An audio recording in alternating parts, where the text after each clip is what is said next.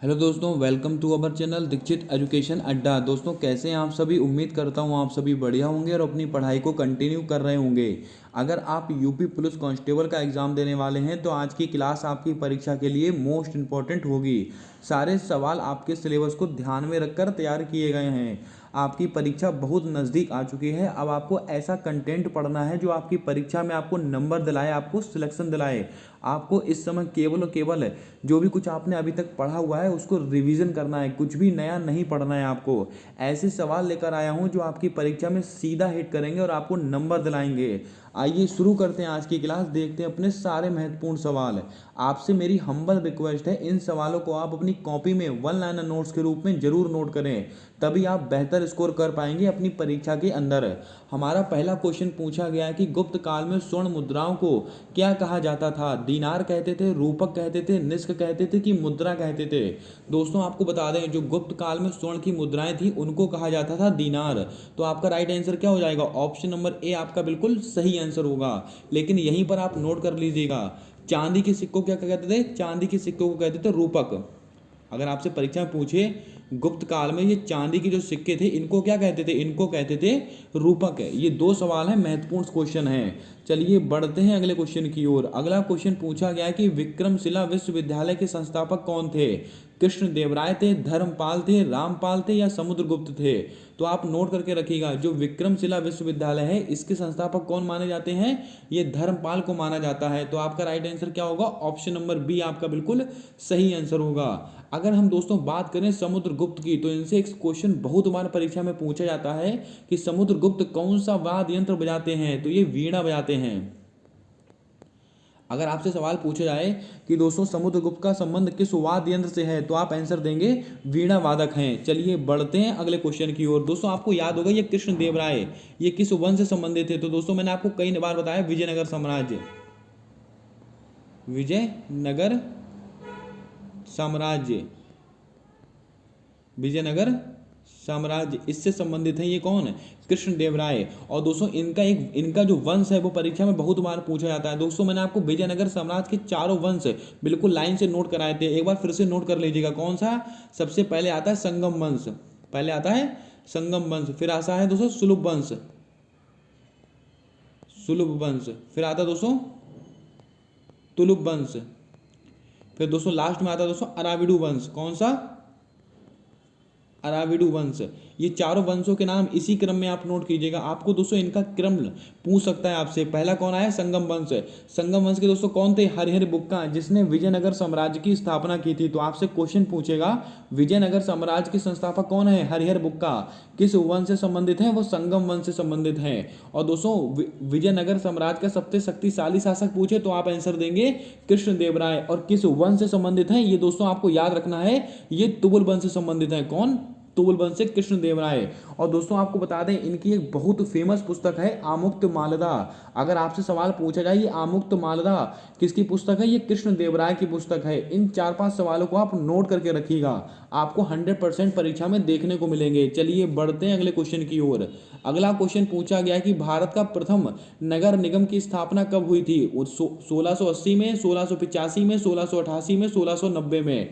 दोस्तों भारत का पहला नगर निगम इसकी स्थापना कब हुई थी? 1688 ईस्वी में हुई थी। तो आपका राइट आंसर होगा ऑप्शन नंबर सी। लेकिन आपसे पूछ सकता है भारत का जो पहला नगर निगम था वो दोस्तों उसकी स्थापना कहां पर हुई थी? मद्रास में। मद्रास। जो भारत का पहला नगर निगम कौन सा है? तो आप आंसर देंगे मद्रास। और इसकी स्थापना कब हुई थी? 1688 ईस्वी में। दोनों चीजें आपको याद रखनी है। चलिए बढ़ते हैं अगले क्वेश्चन की ओर। सूर्य किरण। दोस्तों यहाँ पर थोड़ा सा टाइपिंग रह रहा है, इसको आप ठीक कर लेंगे। सूर्य किरण होगा, यहाँ पर क्या होगा? सूर्य किरण। सूर्य किरण। जो सूर्य किरण युद्ध अभ्यास है भारत और किस देश के बीच में हुआ है? नेपाल में, भूटान, बांग्लादेश, जापान, इनमें से कौन सा ऐसा देश है जिसके साथ सूर्य किरण युद्धाभ्यास किया है भारत देश ने? तो आप नोट करके रखिएगा नेपाल के साथ। तो नेपाल आपका बिल्कुल सही आंसर होगा। अगर हम दोस्तों पूछ ले आपसे कि ये युद्धाभ्यास हुआ कहां पर है, तो दोस्तों लिखिएगा पिथौरागढ़ में। कहां पर? पिथौरागढ़। पिथौरागढ़ पिथौरागढ़ में हुआ है ये दोस्तों सूर्य किरण युद्धाभ्यास। और पिथौरागढ़ कहाँ पर स्थित है तो बच्चा बच्चा जानता है, ये आपका उत्तराखंड में स्थित है, इसको भी आप ध्यान में रखिएगा। दोस्तों बांग्लादेश की मुद्रा कौन सी है, टका। बांग्लादेश की मुद्रा कौन सी है, टका। जापान की मुद्रा कौन सी है, येन।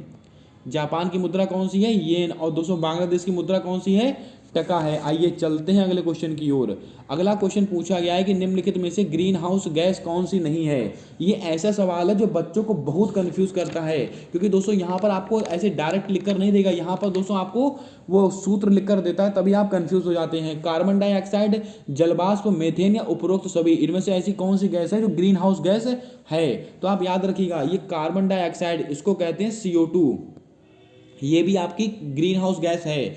जलवाष्प और दोस्तों आपका ये मीथेन, इसका सूत्र होता है CH4।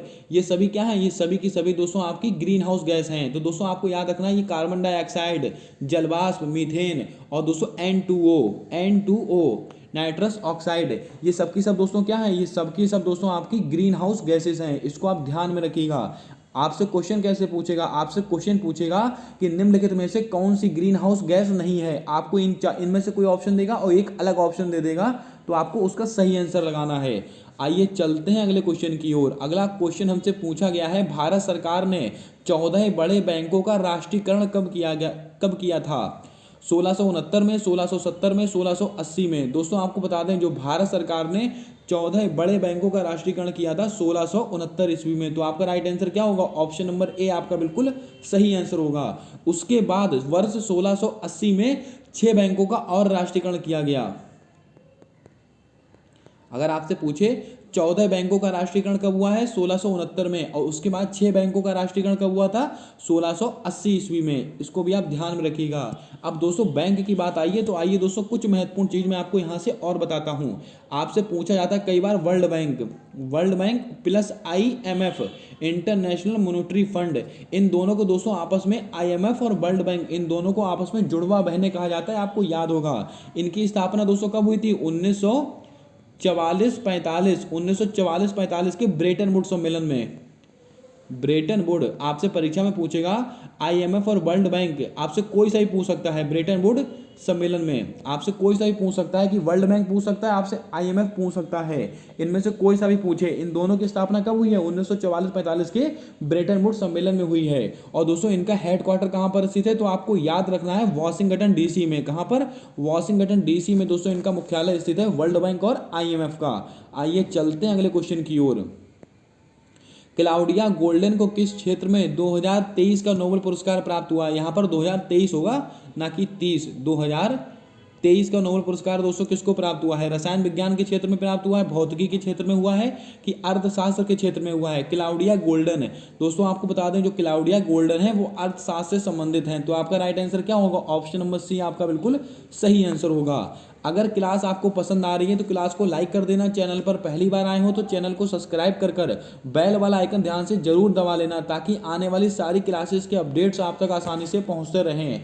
एक भी सवाल मिस मत कीजिएगा, सारे सवाल आपके सिलेबस के अकॉर्डिंग यहाँ पर तैयार किए गए हैं। सारे सवालों को आप अपनी कॉपी में 1 लाइनर नोट के रूप में जरूर नोट करके रखें। आइए चलते हैं अगले क्वेश्चन की ओर। अगला क्वेश्चन पूछा गया कि जो साइनोबैक्टीरिया के विकास को सीमित करने वाला तत्व कौन सा है, फास्फोरस, क्लोरीन, सोडियम। क्या होगा आपका सही आंसर, जल्दी से बताएं। दोस्तों साइनोबैक्टीरिया, इसके विकास को सीमित करने वाला तत्व है फास्फोरस। तो राइट आंसर क्या हो जाएगा आपका, ऑप्शन नंबर ए आपका बिल्कुल सही आंसर होगा। चलिए बढ़ते हैं अगले क्वेश्चन की ओर।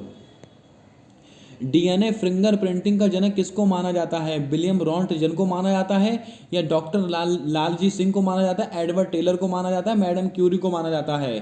क्या होगा आपका राइट आंसर, जल्दी से बताएं। ये चारों नाम हमारे लिए बहुत महत्वपूर्ण हैं। दोस्तों आपको बता दें जो DNA फिंगरप्रिंटिंग है इसके जनक माने जाते हैं डॉक्टर लालजी सिंह, आपका बिल्कुल सही आंसर होगा। अगर हम दोस्तों बात करें एडवर्ड टेलर की, तो इन्होंने क्या किया था, इन्होंने दोस्तों हाइड्रोजन बम, कौन सा, अगर आपसे पूछ ले हाइड्रोजन बम दोस्तों किसने बनाया, ये बनाया है एडवर्ड टेलर ने। William Röntgen, most important question. अगर आपसे ऐसा क्वेश्चन पूछे भौतिकी का पहला नोबेल पुरस्कार किसको मिला, विलियम रॉन्टजन को मिला था। कब मिला था, 1901 ईस्वी को मिला था इनको। और दोस्तों आपको बता दें क्यों मिला था, जो एक्सरे जो एक्सरे दोस्तों किरण एक्सरे की खोज करने के लिए इनको मिला था। एक्सरे की खोज करने के लिए विलियम रॉन्टगन को 1901 में भौतिकी का पहला नोबेल पुरस्कार मिला था। इसको भी आप ध्यान में रखें। और मैडम क्यूरी का संबंध किससे है? रेडियो धर्मिता से, आप सब जानते ही होंगे। चलिए बढ़ते हैं अगले क्वेश्चन की ओर। अगला क्वेश्चन हमसे पूछा गया है कि वर्ष 1920 में मुंबई में अखिल भारतीय व्यापार कांग्रेस के पहले अधिवेशन की अध्यक्षता किसने की? महात्मा गांधी, लाला Lajpat Rai, Bal Gangadhar Tilak. One of the most important question है, परीक्षा में कई बार ये सवाल रिपीट हुआ है। 1920 में बंबई में अखिल भारतीय व्यापार कांग्रेस के पहले अधिवेशन की अध्यक्षता दोस्तों किसने की थी? तो याद करके रखिएगा, लाला लाजपत राय। तो आपका राइट आंसर होगा ऑप्शन नंबर बी। और दोस्तों 1920 में दोस्तों महात्मा गांधी जी ने असहयोग आंदोलन चलाया था, आपको याद होगा। और 1919 में महात्मा गांधी जी के द्वारा ही खिलाफत आंदोलन की शुरुआत की गई थी। तो आपसे सवाल कई बार पूछा गया है, खिलाफत आंदोलन की शुरुआत किसके द्वारा की गई थी? महात्मा गांधी जी के द्वारा। कब की गई थी? 1919 में। इसको भी आप ध्यान में रखिएगा। आइए चलते हैं अगले क्वेश्चन की ओर। अगला क्वेश्चन हमसे पूछा गया है, बांग्ला महोत्सव किस राज्य से संबंध रखता है? मेघालय, त्रिपुरा, उत्तर प्रदेश, छत्तीसगढ़। क्या होगा आपका राइट आंसर? जल्दी से बताएं दोस्तों। जो आपका बांग्ला महोत्सव है ये दोस्तों कहाँ का है? ये दोस्तों आपका मेघालय का है। तो मेघालय आपका बिल्कुल सही आंसर होगा। अब दोस्तों हम बात करते हैं मेघालय। मेघालय की राजधानी कौन सी है? शिलोंग। मेघालय की राजधानी है शिलोंग। लेकिन इससे सवाल क्या पूछेगा? इससे पूछेगा cherry blossom festival. Cherry blossom festival दोस्तों कहाँ मनाया जाता है? इस मेघालय की राजधानी शिलोंग मनाया जाता है। और दोस्तों आपको बता दें, यहीं पर 3 जनजातियां पाई जाती हैं। गारो, कौन कौन सी दोस्तों? गारो, खासी, जयंतियां। गारो, खासी, जयंतियां दोस्तों ये जनजातियां भी हैं और दोस्तों यही पहाड़ियां भी हैं। याद रखिएगा। आप सबको पता होगा मेघालय का सर्वाधिक दोस्तों वर्षा वाला क्षेत्र कौन सा? मासेनाम चेरापूंजी। लेकिन आपसे परीक्षा में सवाल ऐसे पूछा जाता है कि जो मासेनाम चेरापूंजी है किस पहाड़ी के नीचे सर्वाधिक वर्षा होती है? खासी पहाड़ी के नीचे सर्वाधिक वर्षा होती है। ये 3 सवाल आपको याद रखने हैं। और दोस्तों ये बांग्ला महोत्सव है, इसको किसी अन्य नाम से भी आपसे पूछ सकता है। तो याद रखिएगा इसको दोस्तों 100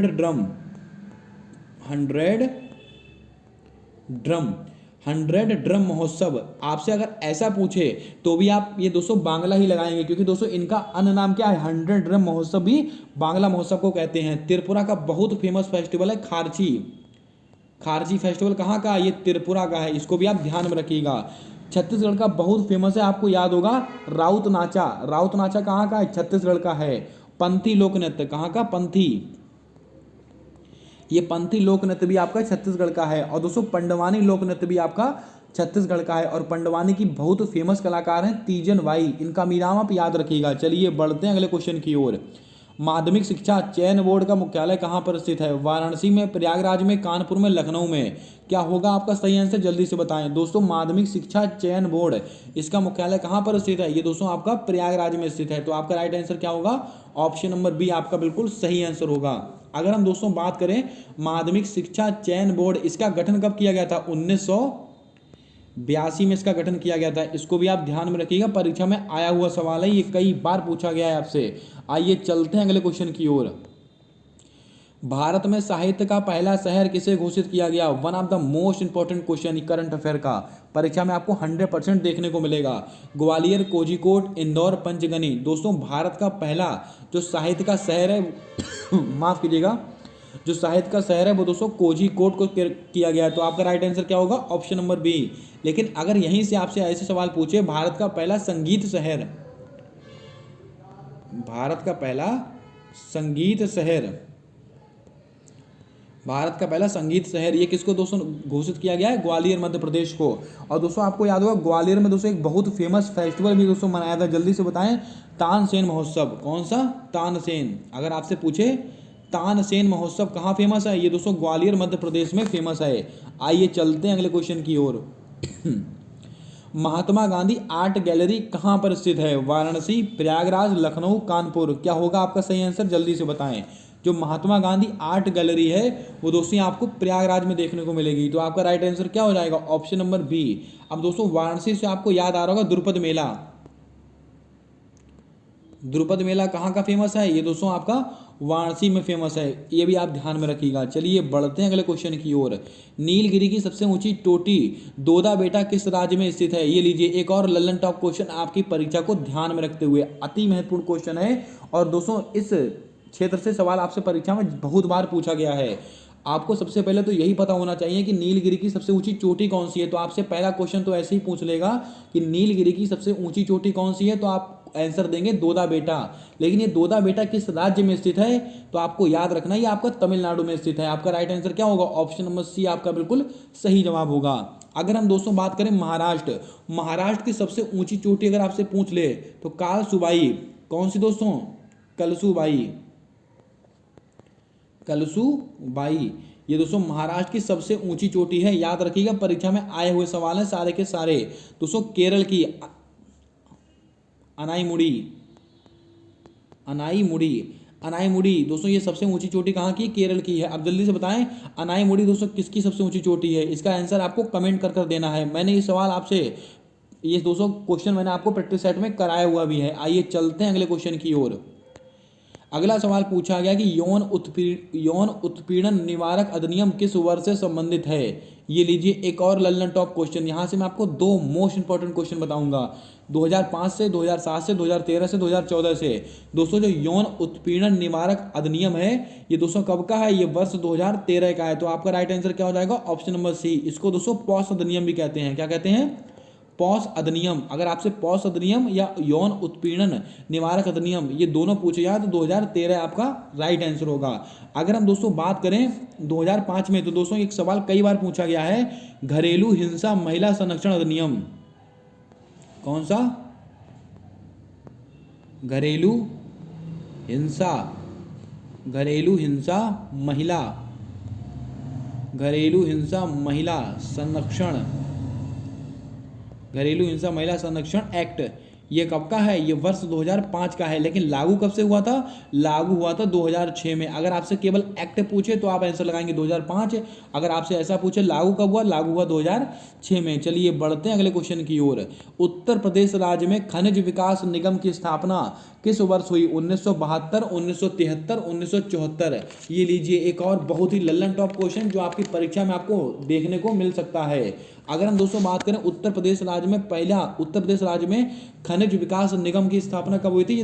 ये वर्ष 1974 में हुई थी। तो आपका राइट आंसर क्या होगा? ऑप्शन नंबर सी आपका बिल्कुल सही जवाब होगा। 1972 दोस्तों आपको याद होगा यूएनईपी, यूएनईपी ये दोस्तों कब का है? 1972 का। और दोस्तों यूनाइटेड नेशन एनवायरमेंटल प्रोग्राम इसकी फुल फॉर्म है, इसको भी आप याद रखिएगा। और इसका मुख्यालय कहाँ पर स्थित है? नैरोबी केन्या में इसका मुख्यालय स्थित है। और इसलिए 5 जून को हम क्या मनाते हैं? विश्व पर्यावरण दिवस मनाते हैं। आपको याद होना चाहिए। अगर हम दोस्तों बात करें 1973 की, तो बाघ, अंतर्राष्ट्रीय बाघ परियोजना मतलब प्रोजेक्ट टाइगर, प्रोजेक्ट टाइगर ये कब का है? ये दोस्तों आपका 1973 का है। अब जल्दी से आप बताएं बाघ दिवस हम कब मनाते हैं? इसका आंसर आपको कमेंट कर कर देना है। जितने सवाल मैंने आपसे कमेंट करने के लिए बोले हैं सारा आंसर आपको कमेंट कर कर बताना है। चलिए बढ़ते हैं अगले क्वेश्चन की ओर। निम्नलिखित में से थाईलैंड की मुद्रा कौन सी है? रिंगिट, क्यात, बहत, पेसो। क्या होगा आपका सही आंसर? जल्दी से बताएं। दोस्तों थाईलैंड की मुद्रा आपसे पूछ ली गई है तो आप याद रखिएगा बहत आपका बिल्कुल सही आंसर होगा। थाईलैंड की मुद्रा कौन सी है? बहत। अब दोस्तों ये रिंगिट कहाँ की मुद्रा है? मलेशिया। अगर आपसे पूछे रिंगिट कहाँ की मुद्रा है? ये दोस्तों आपका मलेशिया की मुद्रा है। ये क्यात दोस्तों कहाँ की मुद्रा? क्यात म्यांमार की, म्यांमार की मुद्रा कौन सी है? क्यात। और दोस्तों इसकी राजधानी कौन सी है? दोस्तों म्यांमार की नापीता, नापीता इसकी राजधानी है। और दोस्तों मलेशिया की राजधानी कौन सी है? कुआलालंपुर। आई थिंक इसको आप रीचेक कर लेंगे, कुआलालंपुर इसका आंसर होना चाहिए। दोस्तों पेसो कहाँ पर? पेसो तो दोस्तों आपको याद होगा अर्जेंटीना, अर्जेंटीना। अर्जेंटीना की मुद्रा कौन सी है? अर्जेंटीना पेसो इसकी मुद्रा है। और अर्जेंटीना की दोस्तों जो राजधानी है वो पिछली बार पेपर में आपसे पूछी गई थी। तो अर्जेंटीना की राजधानी कौन सी है? Buenos Aires. कौन सी दोस्तों? ब्यूनस आयर्स दोस्तों अर्जेंटीना की राजधानी है। इसको भी आप थोड़ा याद रखिएगा। आपके दोस्तों सिलेबस में देखे रखा हुआ है महत्वपूर्ण देश और उनकी मुद्राएं, पढ़कर जाएगा आपको 100% 1 से 2 नंबर हर शिफ्ट में देखने को मिलेगा। आइए चलते हैं अगले क्वेश्चन की ओर। भारत में कोयले का सर्वाधिक उत्पादक राज्य कौन सा है? उड़ीसा, छत्तीसगढ़, झारखंड, मध्य प्रदेश। दोस्तों आपको बता दें वर्ष 2023 में कोयला मंत्रालय के अनुसार भारत में सर्वाधिक कोयला उत्पादक करता राज्य कौन सा है, तो आपको याद रखना है उड़ीसा आपका बिल्कुल सही आंसर होगा। दूसरे नंबर पर छत्तीसगढ़, तीसरे नंबर पर आपका झारखंड। चलिए बढ़ते हैं अगले क्वेश्चन की ओर। उत्तर प्रदेश राज्य की पहली खनिज नीति कब लागू हुई थी? 1992 में, 1995 में, 1997 में, 1998 में। तो याद रखिएगा दोस्तों, उत्तर प्रदेश की जो पहली खनिज नीति थी वर्ष 1998 ईस्वी में लागू की गई थी। तो आपका राइट आंसर क्या होगा? ऑप्शन नंबर डी आपका बिल्कुल सही जवाब होगा। दोस्तों यहाँ पर उत्तर प्रदेश की पहली खनिज नीति पूछी गई तो 1998 में। लेकिन अगर आपसे ऐसा पूछ लेता उत्तर प्रदेश की नई खनिज नीति, अगर उत्तर प्रदेश की नई खनिज नीति पूछी जाए तो आप आंसर क्या देकर आएंगे? तो आप आंसर देकर आएंगे 2017। याद रखिएगा ये सारे क्वेश्चन बिल्कुल न्यू क्वेश्चन है और आपको दोस्तों 100% हेल्प करने वाले हैं परीक्षा के अंदर। आइए चलते हैं अगले क्वेश्चन की ओर। अगला क्वेश्चन हमसे पूछा गया कि भारत के महान्यायवादी का उल्लेख किस अनुच्छेद में है? अनुच्छेद 71, अनुच्छेद 72, अनुच्छेद 73, अनुच्छेद 74। ये लीजिए एक और मोस्ट इंपॉर्टेंट क्वेश्चन। यहाँ से मैं आपको 8 से 10 ऐसे सवाल बताऊंगा जो आपको 100% देखने को मिलेंगे परीक्षा में। दोस्तों जो भारत का महान्यायवादी होता है उसका उल्लेख कौन से आर्टिकल में है? आर्टिकल नंबर 76 में है। तो आपका राइट आंसर क्या होगा? Option number C. अब दोस्तों कुछ महत्वपूर्ण फैक्ट है, दोस्तों आपको याद रखना है जो भारत का महान्यायवादी होता है वो किसके प्रसाद पर्यंत कार्य करता है? राष्ट्रपति के। इसका दोस्तों कोई कार्यकाल नहीं होता, जब तक राष्ट्रपति चाहता है तब तक इसका कार्य रहता है। और ये दोस्तों केंद्र का सबसे बड़ा वकील होता है, याद रखिएगा, भारत का महान्यायवादी। और दोस्तों आपको बता दें ये लोकसभा और राज्यसभा किसी भी सदन में दोस्तों अपना मत रख सकता है, यानी कि दोस्तों हस्तक्षेप कर सकता है, उसमें दोस्तों अपना विचार रख सकता है। तो ये सवाल भी आपसे परीक्षा में पूछा गया है। अगर हम दोस्तों बात करें आर्टिकल नंबर 71 में, इसमें क्या लिखा हुआ है? अगर राष्ट्रपति के चुनाव में कोई विवाद होता है तो उसका निपटारा सुप्रीम कोर्ट के द्वारा किया जाएगा। ये बात कौन से आर्टिकल में लिखी हुई है? आर्टिकल नंबर 71 में लिखी हुई है। आर्टिकल नंबर 72 में क्या है? इसमें राष्ट्रपति के क्षमादान की शक्ति है। कौन से आर्टिकल में है? आर्टिकल नंबर 72 में। दोस्तों केवल राष्ट्रपति ऐसा है जो मृत्यु दंड को माफ कर सकता है, राज्यपाल मृत्यु दंड को माफ नहीं कर सकता है। आर्टिकल नंबर 64 में क्या है? भारत का उपराष्ट्रपति राज्यसभा का पदेन सभापति होगा। मोस्ट इंपॉर्टेंट सवाल आपसे पूछा जाएगा, उपराष्ट्रपति राज्यसभा का पदेन सभापति होता है किस अनुच्छेद के तहत? अनुच्छेद 64 के तहत। और उपराष्ट्रपति का उल्लेख आर्टिकल नंबर 63 में है। अब दोस्तों आप कमेंट करके बताएं राष्ट्रपति पर महाभियोग की प्रक्रिया कौन से आर्टिकल में है? जल्दी से बताएं। और दोस्तों आपको बता दें जो राष्ट्रपति पर महाभियोग की प्रक्रिया है वो दोस्तों कहां से ली गई है? अमेरिका से। उसका आर्टिकल आपको बताना है। चलिए बढ़ते हैं अगले क्वेश्चन की ओर। हमारा अगला क्वेश्चन है ईडब्ल्यूएस से संबंधित संविधान संशोधन कौन सा है? ये लीजिए एक और महत्वपूर्ण क्वेश्चन जो दोस्तों 100% आपको देखने को मिलेगा। 101वां संविधान संशोधन, 102वां, 103वां, 104वां। हमारे लिए चारों महत्वपूर्ण है, चारों के बारे में चर्चा करेंगे। दोस्तों ईडब्ल्यूएस यानी कि इकोनॉमिकल वीकर सेक्शन, आपने नाम सुना होगा।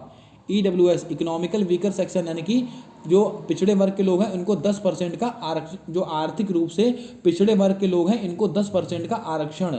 और दोस्तों कौन सा संविधान संशोधन है? 103वां संविधान संशोधन। तो आपका राइट आंसर क्या होगा? Option number C. दोस्तों 101वां संविधान संशोधन, ये GST goods and service tax, ये दोस्तों कौन से संविधान संशोधन से संबंधित है? 101वां संविधान संशोधन। और जीएसटी दोस्तों पूरे भारत में कब लागू हुई थी? 1 जुलाई 2017 को जीएसटी पूरे भारत में लागू हो गई थी। और दोस्तों जीएसटी को लागू करने वाला सबसे पहला देश कौन सा था? जल्दी से कमेंट कर इसका आंसर देंगे आप। और जीएसटी दोस्तों कौन सी किस समिति की सिफारिश पर आई थी? विजय केलकर समिति की सिफारिश पर। ये तो कुछ जीएसटी की बात हो गई। 102वां संविधान संशोधन ओबीसी से संबंधित है। 103वां संविधान संशोधन SC ST से संबंधित है। इसको भी आप ध्यान में रखिएगा, बहुत अच्छे सवाल हैं। अब दोस्तों यहाँ से मैं आपको 2 बहुत महत्वपूर्ण क्वेश्चन बताता हूँ, बहुत ध्यानपूर्वक समझिएगा। दोस्तों जीएसटी आपके टॉपिक में दिया हुआ है, आपके दोस्तों सिलेबस में दिया हुआ है। दोस्तों आपसे पहला क्वेश्चन पूछा जाएगा जीएसटी कैसा कर है? ये अप्रत्यक्ष कर है। एक आर्टिकल होता है 246A, एक आर्टिकल होता है 279A। बहुत बच्चे कंफ्यूज हो जाते हैं इन दोनों आर्टिकल में, ये दोनों जीएसटी से संबंधित हैं। अगर आपसे क्वेश्चन पूछा जाए जीएसटी से संबंधित अनुच्छेद कौन सा है तो आप आंसर देंगे 246A। अगर क्वेश्चन ऐसे पूछा जाए जीएसटी काउंसिल का उल्लेख कौन से आर्टिकल में? Article 279A। ये दोनों बातें आपको याद रखनी है। ये थी दोस्तों आज की क्लास, ये थे कुछ महत्वपूर्ण क्वेश्चन। दोस्तों कैसी लगी आज की क्लास, कैसा लगा आज का कंटेंट, कमेंट कर जरूर बताइएगा। अगर क्लास पसंद आई है तो दिल से लाइक कीजिएगा। चैनल पर नए हो तो चैनल को सब्सक्राइब कर बेल वाला आइकन ध्यान से दबाइएगा ताकि आने वाली सारी वीडियोस के अपडेट आप तक आसानी से पहुंचते रहें। अगर आप यूपी पुलिस कांस्टेबल का एग्जाम देने वाले हैं तो आपके लिए मैं बहुत इंपॉर्टेंट एडवाइस देना चाहता हूं। अगर आपको अच्छी लगे आप जरूर उस पर अमल कीजिएगा। अभी तक आपने जितना भी कुछ पढ़ा है, अभी तक आपने जितनी जीएस पढ़ ली है, जितनी हिंदी पढ़ ली है, जितना दोस्तों आपने मैथ रीजनिंग जो भी कुछ पढ़ा है, मैथ रीजनिंग ऐसे सब्जेक्ट हैं दिन पर दिन जितना हो सकता है उनकी आप प्रैक्टिस कीजिएगा। डेली दोस्तों कम से कम 2 से 4 प्रैक्टिस सेट मैथ और रीजनिंग की आप डेली लगाइएगा। और जीएस हिंदी जितनी अभी तक आपने पढ़ी है केवल उन्हीं को आप रिवाइज कीजिएगा। और दोस्तों ज़्यादा से ज़्यादा मॉक टेस्ट देने की प्रैक्टिस कीजिएगा, ज़्यादा से ज़्यादा टेस्ट लगाने की प्रैक्टिस कीजिएगा। इस समय थ्योरी पढ़ने का कोई मतलब नहीं है। अगर आपने दोस्तों कम से कम दिन के 4 से 5 टेस्ट लगा लिए अच्छे से, तो यकीन मानिए आप बहुत अच्छा स्कोर कर आएंगे अपनी परीक्षा के अंदर। अगर आपको मेरी बात ठीक लगी हो तो दिल से लाइक कीजिएगा। मिलते हैं आने वाली अगली क्लास में, तब तक के लिए जय हिंद जय भारत। दोस्तों अपना सपोर्ट अपना प्रेम हमारे इस यूट्यूब चैनल के साथ हमेशा यूं ही बनाकर रखिएगा।